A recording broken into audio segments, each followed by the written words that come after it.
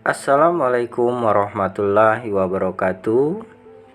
Kembali lagi di channel Aska Lutfi. Baiklah siswa-siswi hebat, pada hari ini kita akan membahas materi tentang penelitian sejarah. Bagaimanakah kisah sejarah disusun dari sumber-sumber sejarah yang cenderung serba terbatas? Hal-hal apa sajakah yang perlu mendapat perhatian dalam penelitian sejarah? Apa pula langkah-langkah yang perlu dilakukan oleh peneliti sejarah dalam mengungkap peristiwa masa lampau dari sumber sejarah yang terserat? Marilah kita pelajari materi tentang penelitian sejarah berikut ini. Langkah-langkah tersebut meliputi heuristik, verifikasi, interpretasi, dan historiografi. Baiklah, kita mulai dari yang pertama. Apa itu heuristik? Heuristik adalah kegiatan mengumpulkan data atau informasi oleh sejarawan sebelum memulai penulisan.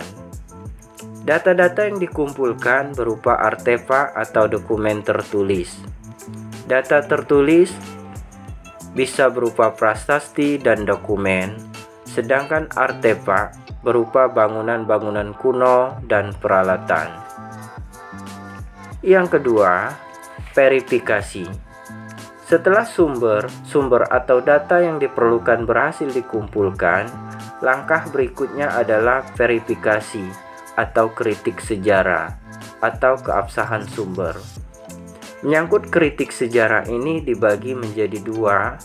Yang pertama, verifikasi atau keaslian sumber atau juga yang dikenal dengan kritik ekstern, di mana penelitian terhadap otentisitas atau keaslian sumber dalam ilmu sejarah sering juga disebut dengan kritik ekstern, yaitu upaya membuktikan keaslian sumber sejarah.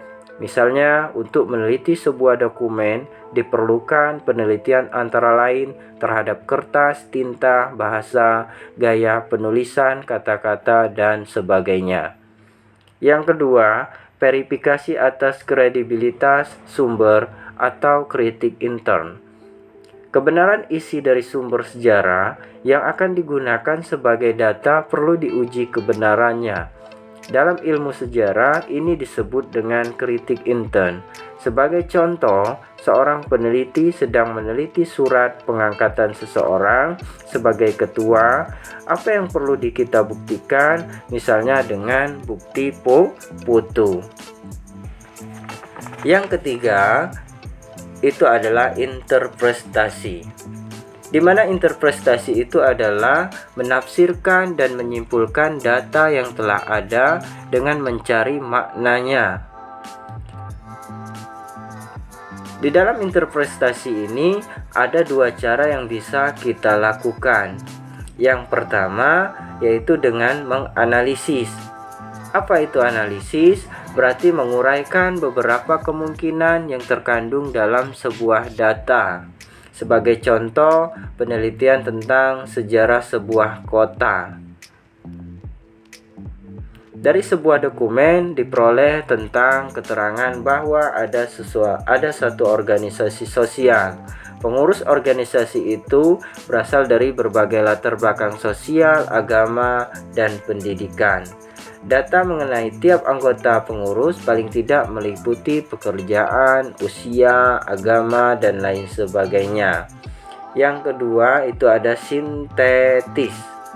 Sintetis di mana artinya merupakan upaya peneliti untuk menyatukan berbagai data mengenai suatu peristiwa guna menemukan fakta sejarah. Sebagai contoh, dari berita-berita koran, radio, televisi, dan sebagainya, diketahui telah terjadi perebutan kekuasaan di salah satu negara. Data-data yang berhubungan dengan peristiwa itu dikelompokkan, misalnya pertempuran antara pihak yang pro dan kontra. Terjadilah pengungsian penduduk, pembunuhan-pembunuhan, dan sebagainya. Maka kita telah menemukan fakta bahwa benar-benar telah terjadi perebutan kekuasaan di negara yang bersangkutan. Terakhir, tahapan yang terakhir adalah historiografi, di mana historiografi atau penulisan sejarah adalah upaya untuk merekonstruksi atau menyusun suatu gambaran peristiwa masa lampau berdasarkan data yang diperoleh. Dalam penulisan sejarah, salah satu aspek yang sangat penting yang perlu diperhatikan oleh penulis adalah aspek kronologis di samping sistematika. Demikian tentang materi penelitian sejarah. Sampai jumpa kita pada materi berikutnya. Wassalamualaikum warahmatullahi wabarakatuh.